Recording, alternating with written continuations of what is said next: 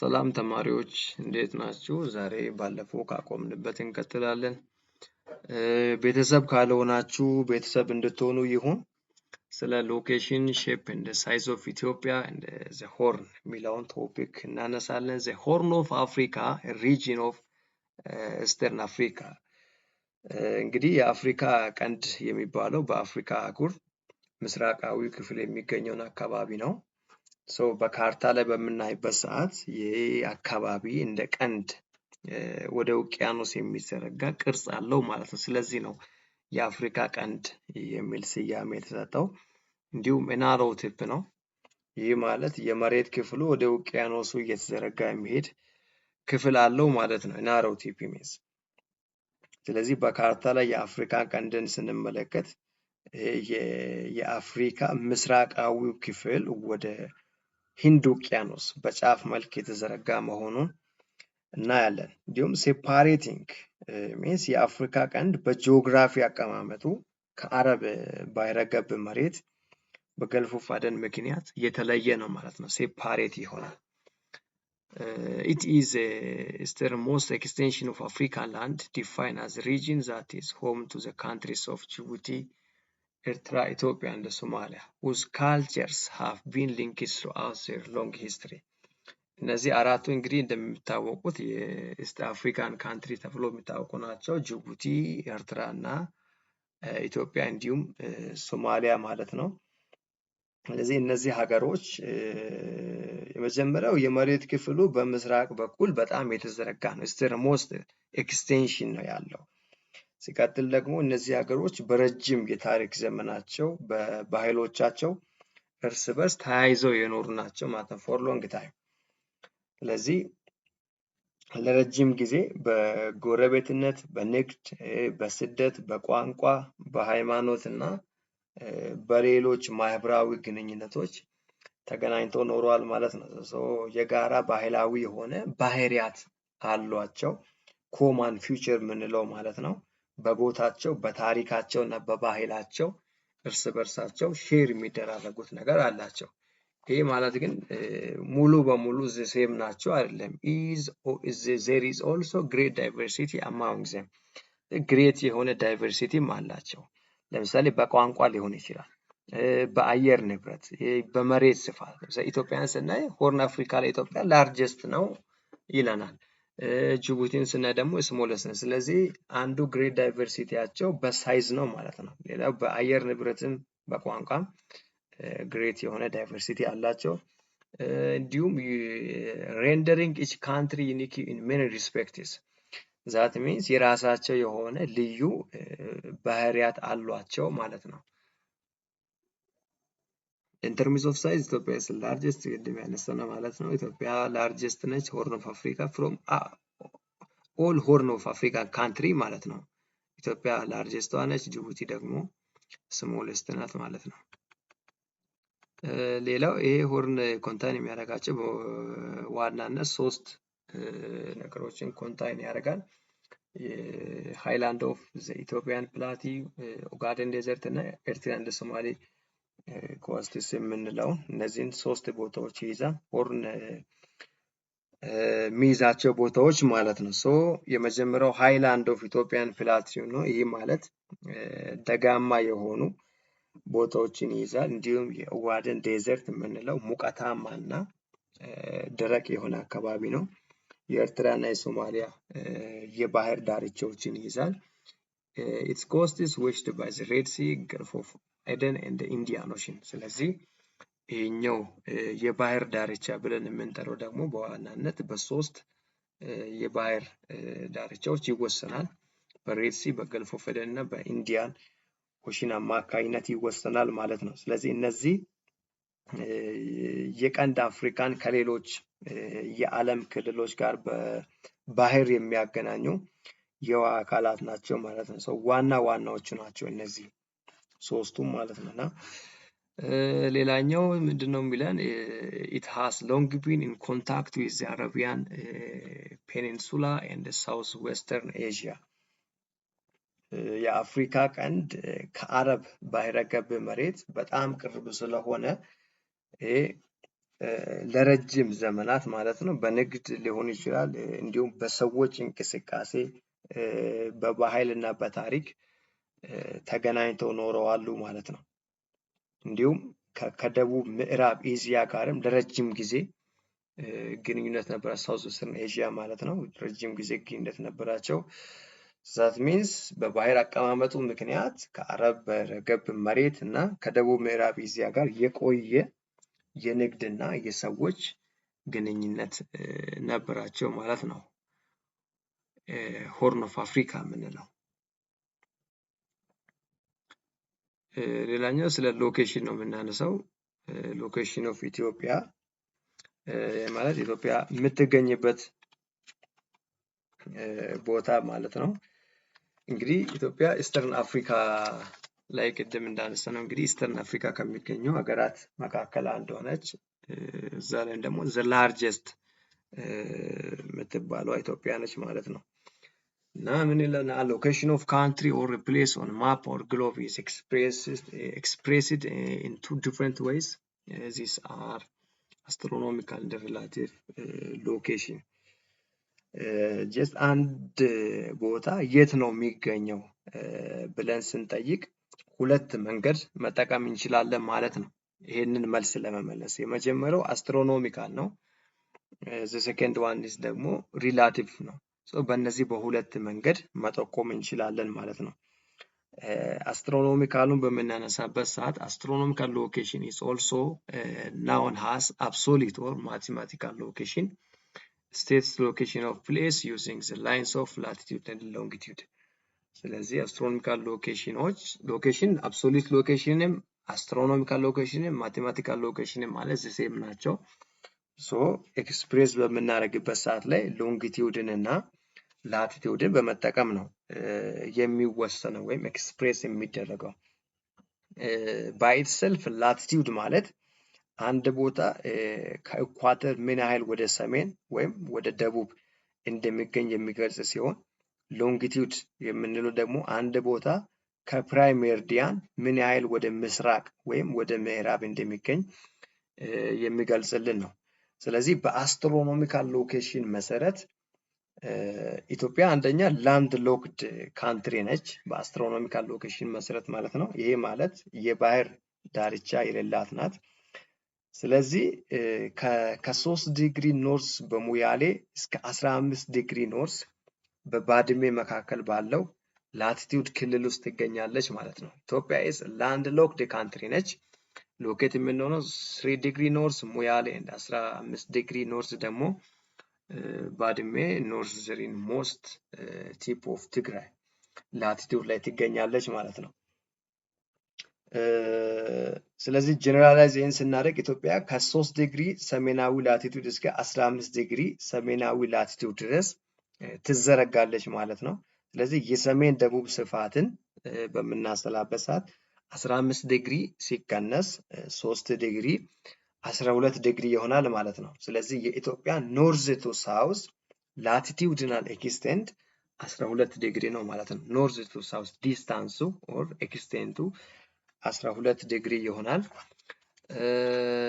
ስለ ሎንጊቲዩድ በምናነሳበት ሰዓት ደግሞ ኢትዮጵያ በሎንጊቲዩድ ከ33 ዲግሪ ኢስት አኮቦ እስከ 48 ዲግሪ ኢስት በምስራቅ የኡጋደን ጫፍ ድረስ ትዘረጋለች ማለት ነው። ስለዚህ ኢስት ዌስት ኤክስቴንቱ ስንት ነው? 48 ዲግሪ ሲቀነስ 33 ዲግሪ 15 ዲግሪ ይሆናል ማለት ነው። ስለዚህ የኢትዮጵያ ኢስት ዌስት ሎንጊቲዩድናል ኤክስቴንድ 15 ዲግሪ ነው ማለት ነው። ስለዚህ ኢስት ዌስቱ ከኖርዝ ሳውዝ ይረዝማል ማለት ነው። ስለዚህ እነዚህ ለፈተና መያዝ ግድ ይላል። ኢስት ዌስት ዲስታንስ 15 ዲግሪ ነው። እንዲሁም ኖርዝ ሳውዝ ዲስታንስ ደግሞ 12 ዲግሪ ነው ማለት። ስለዚህ ኢስት ዌስት ያለው ሎንጊቲዩዱ ከላቲቲዩዱ ይበልጣል ማለት ነው። በእነዚህ በሁለት ኤክስቴንሽኖች አማካኝነት ሁለት ኢምፖርታንት የሆኑ ነገሮች ተከትለው ይመጣሉ። ያ ማለት ላቲቲዩድናል ኤንድ ሎንጊቲዩድናል ኤክስቴንሽን አር ኢምፖርታንት ኢን ቱ ዌይስ። በሁለት መንገዶች ጠቀሜታ አላቸው። ላቲቲዩድናል ኤክስቴንሽን ከትሮፒካል ክላይሜት አንፃር ኢምፖርታንት ነው። ሎንጊቲዩድናል ኤክስቴንሽን ደግሞ ከዲፍረንስ ኦፍ 1 hour ኦር ታይም ዲፍረንስ ጋር ይገናኛል ማለት ነው። ስለዚህ ላቲቲዩድን በምናነሳበት ሰዓት የመጀመሪያው ኢትዮጵያ ትሮፒካል ክላይሜት ታገኛለች ነው፣ በላቲቲዩድናል በመሆኑ አማካኝነት። ትሮፒካል ክላይሜት ሚንስ ሙቀታማ የሆነ የአየር ንብረት ማለት ነው። ስለዚህ ኢትዮጵያ ወደ ኢኳተር ቅርብ በሆነ ላቲቲዩድ ክልል ውስጥ ስለምትገኝ የሙቀታማ አየር ንብረት ተጽዕኖ አለባት ማለት ነው። ስለዚህ ላቲቲዩድናል ኤክስቴንሽኑ ጀነራል የሚገናኘው ከክላይሜት ነው። ክላይሜቱ የምታገኘው አይነት ደግሞ ትሮፒካል ክላይሜት ነው፣ ሙቀታማ የሆነ የአየር ንብረት ማለት ነው። እንዲሁም በሎንጊቲዩድ አማካኝነት ሎንጊቲዩድናል ኤክስቴንሽን ይዞ የሚመጣው ኢምፖርታንስ ምንድን ነው ስንል ከታይም ዲፍረንስ አንጻር ነው። ያ ማለት በኢስተርሊ ፖይንት እና በዌስተርሊ ፖይንት መካከል የአንድ ሰዓት የጊዜ ልዩነት ይኖራል ማለት ነው። ስለዚህ ሁልጊዜ ሎንጊቲዩድ ሲነሳ ከታይም ዲፍረንስ ጋር ነው የምናነሳው። ምድር ጀስት በራሷ ዙሪያ ስትዞር የተለያዩ የሎንጊቲዩድ ቦታዎች የተለያዩ የአካባቢ ሰዓት ሊኖራቸው ይችላል ማለት ነው። በዚህ አማካኝነት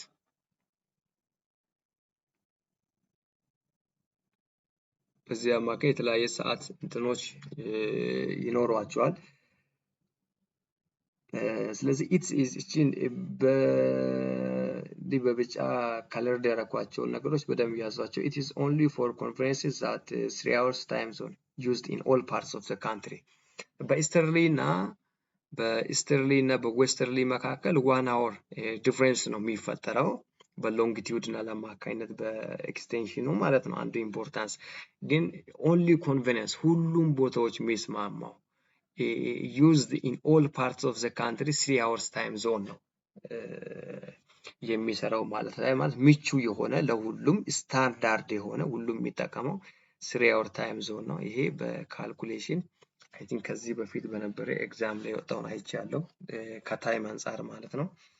ጥያቄዎችን በምንሰራበት ሰዓት በደንብ ግልጽ በሆነ መንገድ እንዳስሳለን። ሶሪ ሌላኛው ሪላቲቭ ሎኬሽን ነው። ሪላቲቭ ሎኬሽን expresses the location of countries or places with reference to the location of other countries or land masses or water bodies። ይሄ ማለት እንግዲህ አንድ ሀገር ወይም አንድ ቦታ ከሌሎች አጎራባች ሀገር ጋር or ደግሞ የመሬት ክፍሎች ወይም የውሃ አካላት ጋር በማያያዝ የሚገለጽበት መንገድ ነው ሪላቲቭ ሎኬሽን ብለን የምንጠራው። በሁለት መንገድ ማየት እንችላለን። አይ ቲንክ በሶስት መንገድ። የመጀመሪያው ይሄኛው ከሀገራት ጋር ከናይቦሪንግ ካንትሪስ ጋር የሚኖራት ሪላቲቭ ሎኬሽን ነው። ሱዳን ቱ ዘ ዌስት ኤንድ ኖርዝ ዌስት ላይ ትገኛለች ለኢትዮጵያ ማለት ነው። ሳውዝ ሱዳን ደግሞ በሳውዝ ዌስት ትገኛለች፣ ጅቡቲ በኢስት ትገኛለች፣ ሶማሊያ። እነዚህን እንግዲህ በካርታ ላይ ማየት ነው። ኤርትራ በሰሜን በኩል ትገኛለች። እነዚህ ነገሮች ከእንትን አንጻር ማለት ነው ለኤግዛም የሚጠቅማችሁ። ለምሳሌ ለኢትዮጵያ ኤርትራ በኖርዝ በኩል ትገኛለች ሲባል ከዛ ዘንድ ደግሞ ኤርትራ ለኢትዮጵያስ በየትኛው በኩል ትገኛለች ሲባል እያንዳንዱ በኦፖዚት ነው አይ ቲንክ የሚሰሩት ማለት ነው። እነዚህ ነገሮች ቼክ ማድረግ አሪፍ ነው፣ እንደዛ ቀይሮ ስለሚያመጡ ማለት ነው የምርጫ ጥያቄዎች ላይ።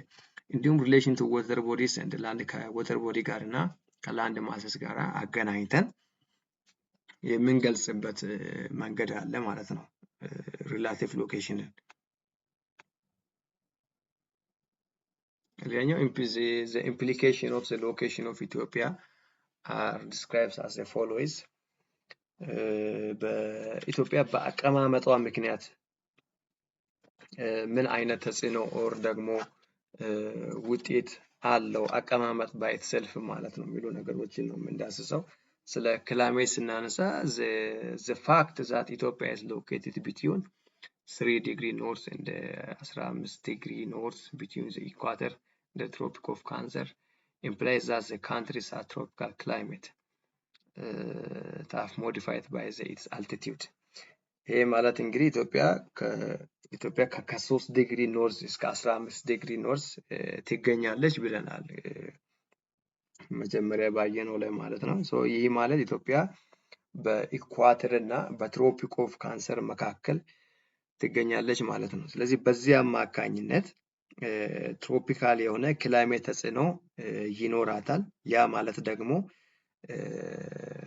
ሙቀታማ የሆነ የአየር ንብረት እንዲኖራት ያደርጋል ማለት ነው። ግን ታፍ ሞዲፋይድ ባይ ኢትስ አልቲቲዩድ ይላል። ይሄ ደግሞ አልቲቲዩድ ባይ ዘ ክላይሜት ሞዲፊኬሽን ነው።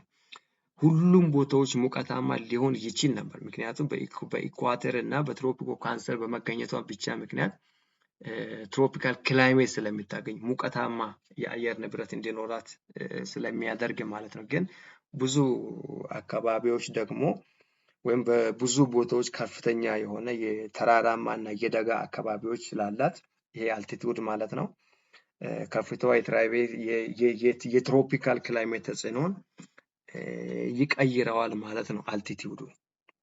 ስለዚህ አልቲቲዩድ ክላይሜት ሞዲፊኬሽን ነው።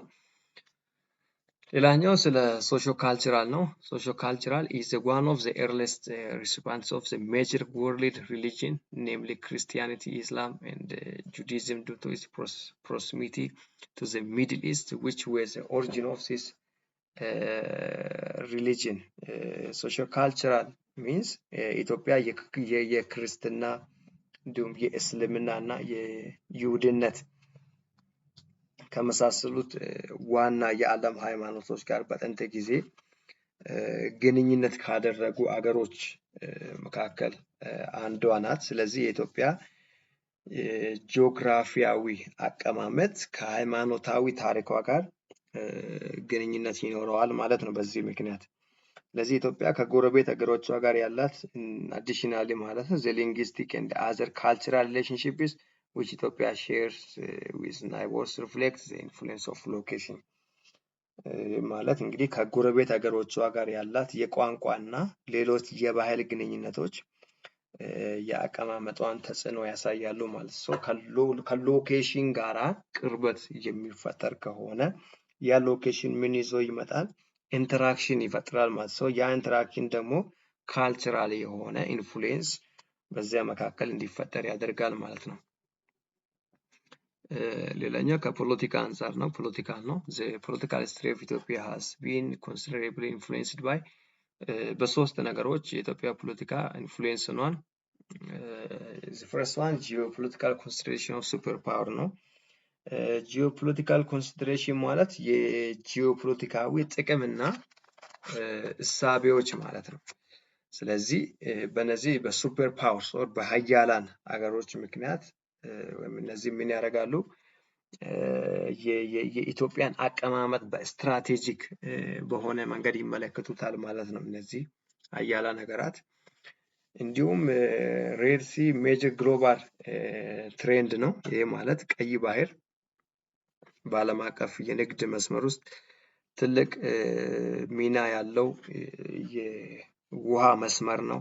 ስለዚህ ኢትዮጵያ ከቀይ ባህር ጋር አካባቢ ያላት ቅርበት ማለት ነው በጂኦፖለቲካ ውስጥ ጠቀሜታ አለው ማለት ነው። እንዲሁም የሚድል ኢስት የምንለው ኢትዮጵያ ከሚድል ኢስት አካባቢ ጋር በጂኦፖለቲካዊ ቅርበት አሁንም ስላላት በአካባቢው ያሉ የፖለቲካ ሁኔታዎች በኢትዮጵያ የፖለቲካ ታሪክ ውስጥ ተጽዕኖ እንዲኖራቸው ወይም ደግሞ ሊኖራቸው ይችላል ማለት ነው በዚህ ምክንያት። ሌላኛው as a result Ethiopia has been exposed for external invasion in a number of times. Thus the country resists foreign intervention and remain free of external domination. ስለዚህ በእነዚህ የአቀማመጥ ምክንያቶች ማለት ነው ወይም ደግሞ የአቀማመጥ ምክንያቶች የተነሳ ኢትዮጵያ በተለያዩ ጊዜያት ለውጭ ወረራዎች ተጋልጣለች። ግን ደግሞ እነዚህን የውጭ ጣልቃ ገቢነትን ወይም ደግሞ ወራሪዎችን በመቋቋም ወር በመቃወም ነፃነቷን ጠብቃ ኖራለች ማለት ነው።